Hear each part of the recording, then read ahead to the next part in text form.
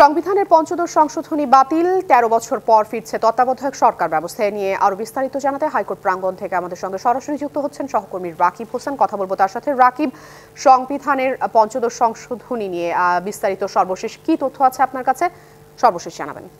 কিন্তু এখনো চলছে, তবে রায়ের তত্ত্বাবধায়ক সরকার ব্যবস্থা কিন্তু হচ্ছে যেটা ছিল সেটা হচ্ছে বাতিল করেছে। তত্ত্বাবধায়ক সরকারের অধীনে কিন্তু সামনে নির্বাচন হবে, এমনটাই কিন্তু রায়ে বলা হয়েছে। এবং হচ্ছে আরেকটা বিষয় একটু জানিয়ে রাখি যে হচ্ছে যে তত্ত্বাবধায়ক সরকার ব্যবস্থা হচ্ছে রাষ্ট্রের কাঠামো ধ্বংস, মানে সংবিধানের কাঠামো ধ্বংস করা, এমনটা কিন্তু আদালতের পর্যবেক্ষণে বলা হয়েছে। তবে রায় পড়া এখনো চলছে।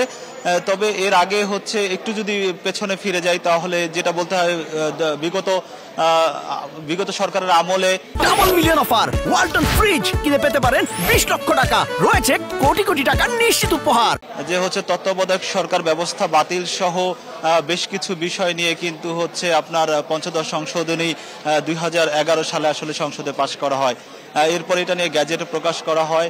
এরপরে এই বিষয়গুলো নিয়ে শেখ হাসিনা পতনের পর কিন্তু হচ্ছে রিট করা হয়, পৃথক দুটি রিট হয়। রিটের পরেই কিন্তু আজকে শুনানি অনুষ্ঠিত হয়।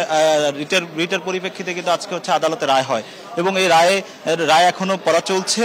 তবে পর্যবেক্ষণ আদালত যেটা পর্যবেক্ষণে বলেছেন যে সংবিধানের এই পঞ্চদশ সংশোধনী আসলে রাষ্ট্র কাঠামো হচ্ছে যে ধ্বংসর সমান আর কি। এই ছিল আদালত থেকে সবশেষ। রাকিব, আপনাকে ধন্যবাদ। আপনি সংবাদ সংগ্রহে থাকুন, পরবর্তীতে আবারও যুক্ত হব।